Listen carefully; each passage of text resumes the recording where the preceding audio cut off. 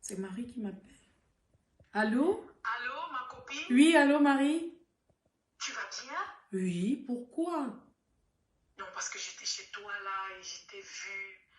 Vraiment, ton état ne m'a pas intéressé. Mais comment ça? Mais j'ai pitié de toi.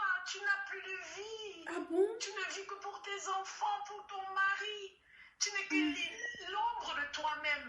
Est-ce que tu arrives à te regarder dans un miroir? Oui. Oh, j'ai vraiment pitié de toi. Tu as changé. Ah bon? Mais tu te souviens de notre amie Judith? Oui. Son mari lui a offert dernièrement une grosse voiture. C'est vrai? Et tu as vu la grande maison que le mari de Jeannette, avant de mourir, lui a laissée? J'ai vu. Mais le tien, qu'est-ce qu'il fait? Mais il travaille. Oh, il travaille? Mais à quoi sert son travail?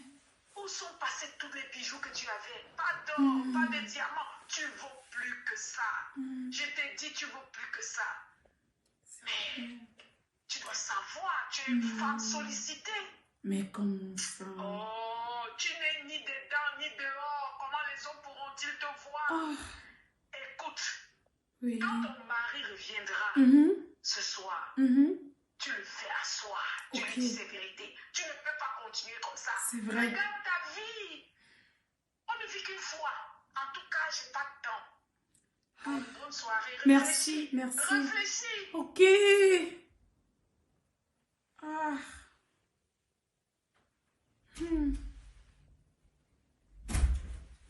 Chérie, je suis là. Chérie, C'est quoi? je t'ai apporté les chocolats, c'est que tu aimes. J'ai acheté ça là. C'est quoi les chocolats? Tes amis apportent les voitures à leur femme. Toi, tu m'apportes les chocolats. Même l'argent que tu m'as demandé le matin ici. Combien? 10 euros, je t'ai amené. 10 euros. Tu n'as pas pris? La maison que l'autre vient de construire à sa femme, tu m'as pris. Je suis fatiguée de tout ça. Je suis fatiguée de tout ça. Mais chérie, pourquoi tu as changé comme ça? Le matin, je t'ai laissé ici bien. On a bien ri, on a bien... Arrête! Regarde-moi, où sont mes bijoux? Où est l'or? Où est l'argent? Où est le diamant?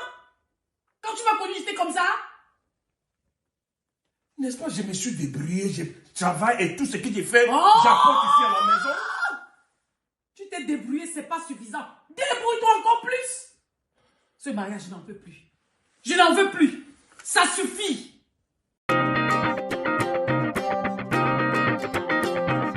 Solution divine, solution divine. Voilà, nous venons de suivre ce qui se passe dans la plupart des foyers. Après parfois une conversation téléphonique, une rencontre avec un ami ou la visite d'un membre de famille, parfois c'est la guerre. Ce sont les disputes, les problèmes, les querelles, parfois même la séparation ou le divorce. C'est la raison pour laquelle la Bible dit que la foi vient de ce qu'on entend. Tu peux écouter quelque chose de quelqu'un qui est négatif et maintenant ça a des effets négatifs dans ton foyer. Exactement. Donc la première solution qu'on vous donne, c'est de vraiment veiller à qui vous donnez votre écoute. Donc faites le tri de ce que vous écoutez. Pourquoi? Parce qu'il peut y avoir des coups de fil empoisonnés. Il peut y avoir des conseils toxiques, des conseils empoisonnés. Donc faites attention si vous voulez préserver votre foyer. Et on doit aussi avoir le discernement. Les gens que tu causes avec. Est-ce qu'après avoir causé, tu viens dans la maison, ça vous donne la paix ou bien c'est les querelles? Effectivement. La deuxième solution, c'est vraiment avoir l'esprit de discernement.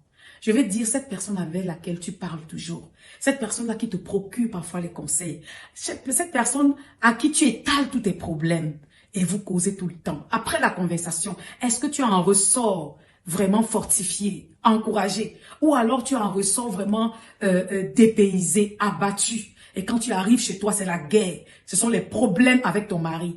Il faut faire attention. Et dans ce cas, ça, c'est déjà des signes symptômes et les signes à la main.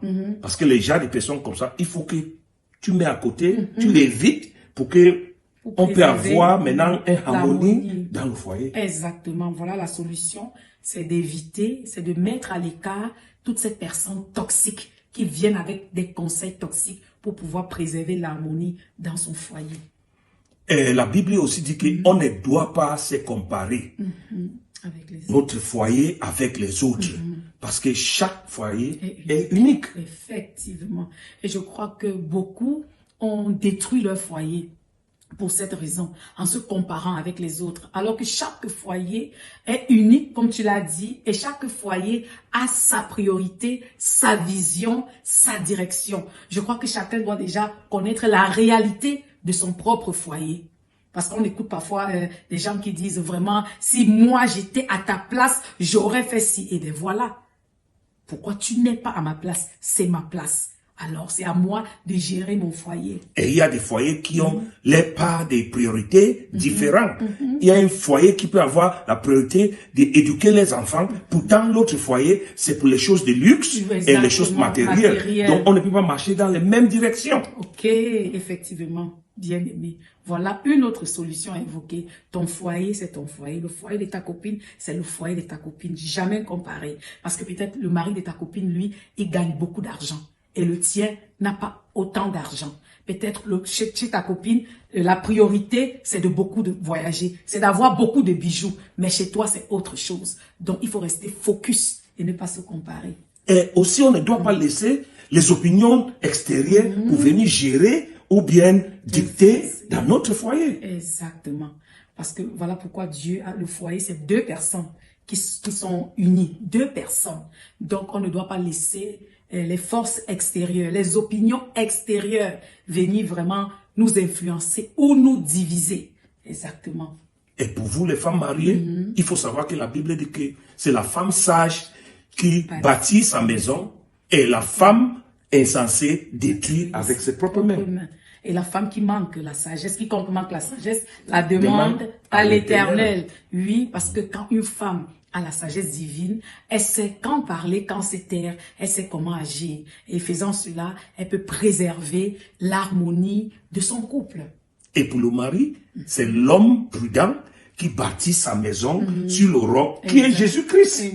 Donc les tempêtes peuvent venir, les opinions, le vent des opinions, ça peut secouer le mariage, mais ça ne va pas détruire ça parce que c'est fondé sur Jésus-Christ, le roc. Effectivement, parce que le couple qui prie ensemble reste ensemble. Donc effectivement, Jésus-Christ doit être la pierre angulaire, oui, de votre foyer. Effectivement, vous devez rester soudés parce que c'est lui seul qui tient un mariage, qui tient un couple ensemble.